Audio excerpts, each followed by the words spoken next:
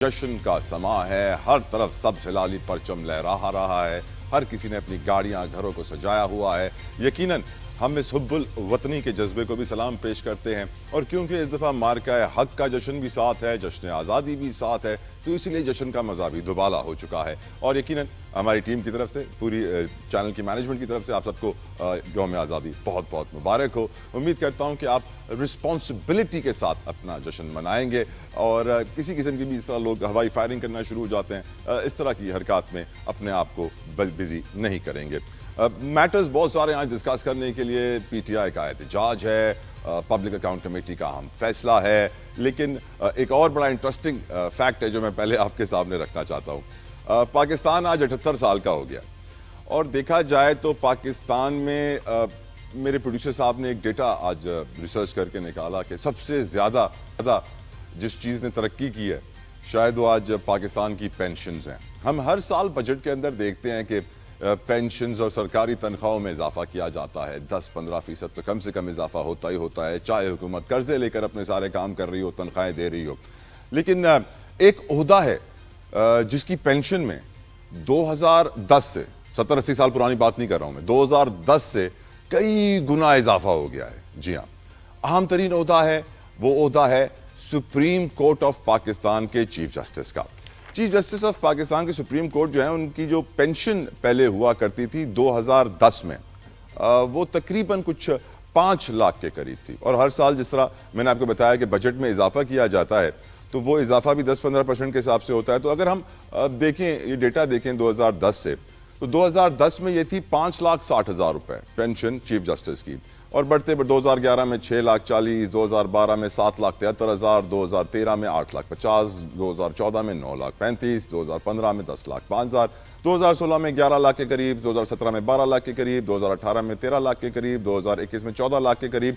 लेकिन 21 के बाद 23 तक वो 14 लाख 16 लाख में बन जाते हैं और 2023 के बाद 2024 तक वो 16,23,90,000 रुपए तक पहुंच जाते हैं। तो आज रिसर्च निकाली गई कि जिस हिसाब से चीफ जस्टिस ऑफ पाकिस्तान की पेंशन बढ़ी है, काश के एक आम आदमी की आमदन भी उसी हिसाब से बढ़ी होती, तो शायद आज मुल्क में 12 करोड़ के करीब लोग 2 वक्त की रोटी के लिए महरूम ना होते। खैर, प्रोग्राम का आगाज़ करते हैं। वेलकम करना चाहूँगा अपने मेहमानों को। मेरे साथ 2 इस वक्त मौजूद हैं। Thank you so very much barrister Taimur Malik साहब फ्रॉम पाकिस्तान तहरीक इंसाफ, आपके वक्त के लिए बैरिस्टर साहब। Thank you so very much Haider Zaman Qureshi साहब from Pakistan peoples party, Qureshi साहब के वक्त के लिए जज़ाकल्लाहु खैर। Let's start the discussion. क्योंकि 14 अगस्त की मुनासबत है, जश्न का भी समा है, तो मैं गुफ्तगू का आगाज़ भी आज इंडिपेंडेंस डे से करना चाहता हूँ। और तैमूर मलिक साहब, बाबा कौम ने जो सोचा था कि पाकिस्तान ऐसा होगा, पाकिस्तान को जो उन्होंने प्रिंसिपल्स और रूल्स दिए थे, जो उनकी अकवाल हैं, जो हम हर 14 अगस्त को कई बार सुनते हैं, याद रखते हैं, अमल करते हैं नहीं करते, वो आप बताइए। और आपकी नज़र में क्या वो टारगेट जो उनकी नज़र में था आज वो अचीव हुआ है सर? बिस्मिल्लाहिर्रहमानिर्रहीम। पहले तो आपके शो की वसातत से सारे पाकिस्तान को आने वाला जश्न आज़ादी मुबारक। पाकिस्तान की आज़ादी जो है और 14 अगस्त की अहमियत जो है हमें हर साल बिल्कुल याद रखनी चाहिए। ख़ास तौर पे जिस तरह हमारे पिछले कुछ महीनों का इंडिया के साथ जो हालात रहे और वहाँ पे जो मुसलमानों के साथ वाक़यात होते हैं, तो उसके बाद हमें अपने एक अलहदा ख़ुद मुख्तार मुल्क की बुनियाद रखे जाने के दिन की बिल्कुल हमें उसकी जोश व खरोश से मनाया जाना चाहिए। सो इसमें कोई दो राय नहीं है। जहाँ तक बात है कायद-ए-आज़म मोहम्मद अली जिन्ना की, उनके विज़न की, उनके साथ अल्लामा इकबाल के विज़न की, बाकी जो तहरीक पाकिस्तान के लीडरान थे, पाकिस्तान के जो फाउंडिंग फादर्स थे, उनके विज़न की, तो मेरे ख्याल में उससे तो हम दूर हैं और उससे मैं कहूँगा कि हम सब ही दूर हैं। उसमें पाकिस्तान की आवाम भी दूर हैं। हम यहाँ पे अगर 14 अगस्त के तनाज़ुर में और पाकिस्तानी के तौर पे बात करें, तो देखें ईमान तंजीम इत्तेहाद की बात आई, हम उससे दूर हैं। पाकिस्तान में माइनॉरिटीज़ राइट की बात आई, हम किसी भी सियासी, समाजी, दीनी सोच से ताल्लुक़ रखते हों, मेरे ख्याल में हम कायद-ए-आज़म के जो माइनॉरिटी राइट्स के बारे में बातें थी उस पर पूरा नहीं उतरते। हम इक्वालिटी की बात कर लें, हम अपने जो लो इनकम तबका है उनके जो मसाइल हैं हम नहीं पूरे कर पाए। پاکستان میں انصاف کی بات کر لیں تو وہ بھی غریب کے لیے دور سے دور تر ہے. آپ نے جو ابھی بات کی کہ پاکستان کے ایک چیف جسٹس کو، ریٹائرڈ چیف جسٹس کو 24 لاکھ روپے تنخواہ ملتی ہے. پینشن. مجھے بتائیں.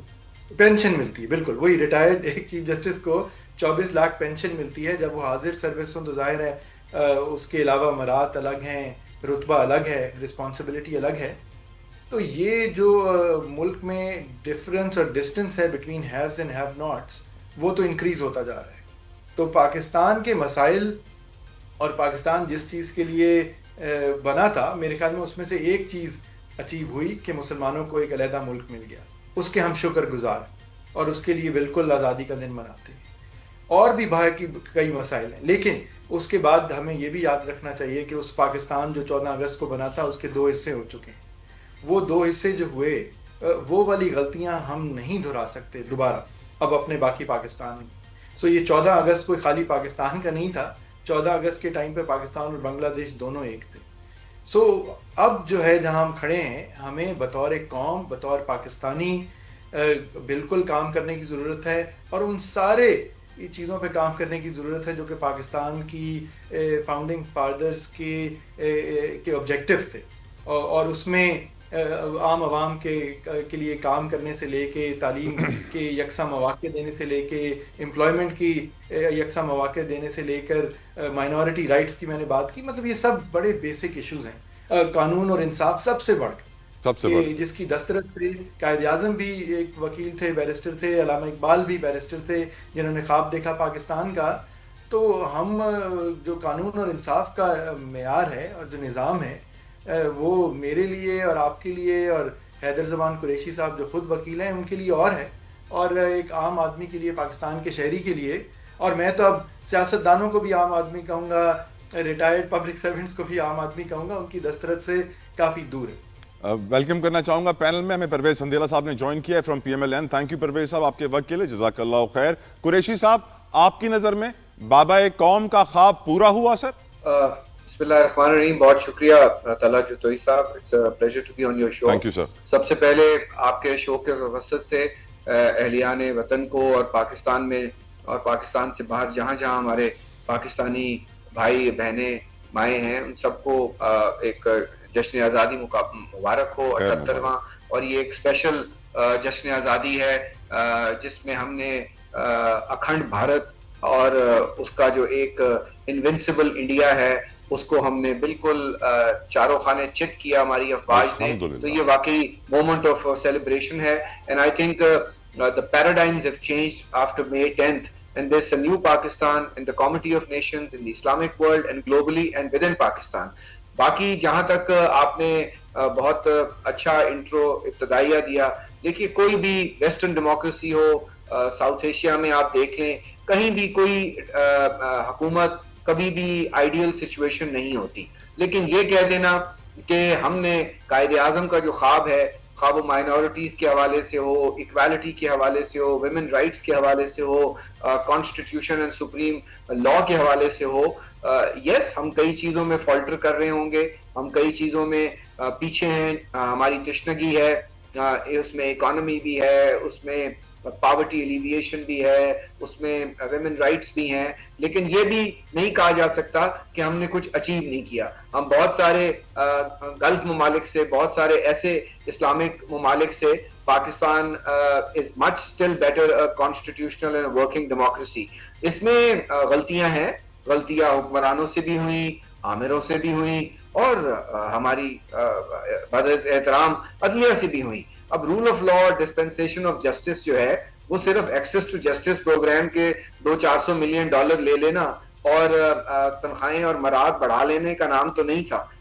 یا جو پینڈے لٹیگیشن ہے، چاہے سپریم کورٹ میں ہے، چھوٹی عدالتوں میں ہے، اس کو حکومت نے، پروسیکیوشن نے اور سب سے بڑھ کر عدلیہ نے دیکھنا ہے. تو یس بالکل عام آدمی کو انصاف جس مشکل سے ملتا ہے، اس کو جس طریقے سے اسٹرگل کرنی پڑتی ہے، ہیوز اور ہیو ناٹس میں بالکل فرق ہے، اس میں بہتری ہونی چاہیے. لیکن یہ سوال صرف سیاستدانوں سے نہیں پوچھا جا سکتا، اس میں تمام سول ملٹری بیوروکریسی اینڈ ہماری عدلیہ سب سے بڑھ کر ان کو انورٹ دیکھنا ہے. جب ان سے پوچھا جاتا ہے کہ آپ کی اکاؤنٹیبلٹی کرتے ہیں، آپ نے کیا کیا؟ تو وہ کہتے ہیں ہمارے حدود و قیود میں آپ مداخلت کر رہے ہیں، یہاں تک کہ وہ پارلیمان کو کہتے ہیں کہ ہمیں آنسریبل ہو، جبکہ ہم سب سمجھتے ہیں کہ پارلیمان سپریم ہے، کانسٹیٹیوشنل سپریمیسی ہونی چاہیے۔ جہاں تک آج کے حالات ہیں، یہ جس طرح تیمور ملک صاحب نے کہا، یہ کوئی پہلی باری پاکستان میں نہیں ہو رہا، 80 کی دہائی میں ہوا، 20 کی دہائی میں ہوا، اب بھی شاید ہو رہا ہے، سول لبرٹیز، رائٹس، لیکن پاکستان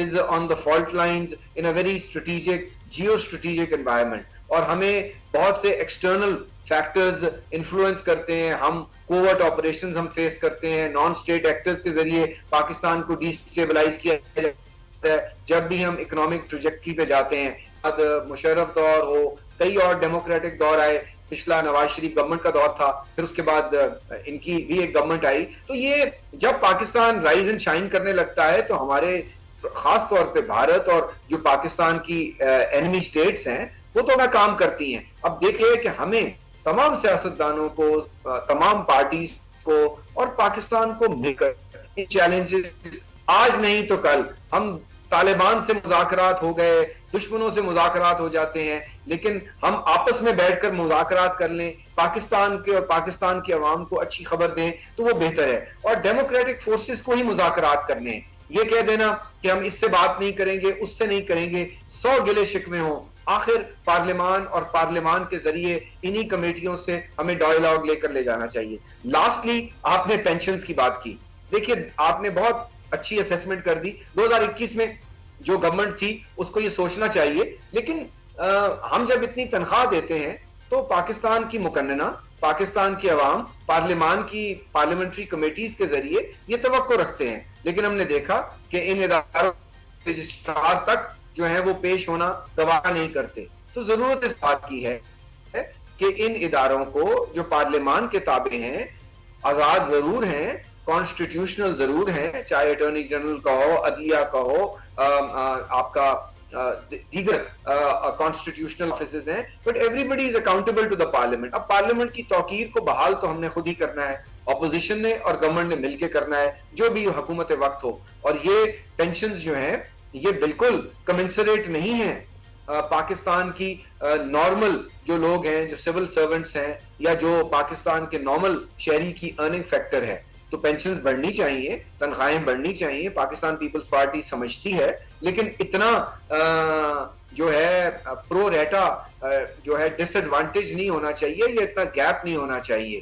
اور ہم بات صرف ایک چیف جسٹس کے آفس کی کیوں کر رہے ہیں، تمام جو آئینی عدلیہ ہے ان سب کی اگر آپ تنخواہوں پر آپ کے پروڈیوسر صاحب تھوڑی ریسرچ کریں تو سب اسی حدود و قیود سے بڑی ہیں، صرف چیف جسٹس کی نہیں بڑی، سب معزز جج صاحبان کی بڑی ہیں، اور یس ان میں اچھے لوگ ہیں، ان کو کام کرنا چاہیے، ان کو ایڈیکویٹلی ریمونریٹ بھی ہونا چاہیے، لیکن جہاں پہ ریمونریشن ہے، پرکس اینڈ پریولیجز ہیں، وہاں پہ پھر اکاؤنٹیبلٹی بھی ہونی چاہیے۔ یہ نہیں ہو سکتا کہ آپ ہمیں پیسے دیں لیکن ہم سے پوچھیں مت کہ ہماری کارکردگی کیا ہے یا ہم کیسے کام کرتے ہیں۔ تو یہ I think there has to be a balance. Going forward we should be promising and we should be progressive and we should be hopeful. Let's give the nation hope کہ پاکستان اب وہ پاکستان نہیں رہا، ہم نے اس کو economically اب ایک invincible strength دینی ہے، and yes we need to improve on our democratic credentials, our human rights credentials, our civil liberties credentials, which every government should do that, but we will also do that. But یہ کہہ دینا کہ کچھ نہیں ہوا، میں سمجھتا ہوں یہ بھی ذرا unfair ہوگا۔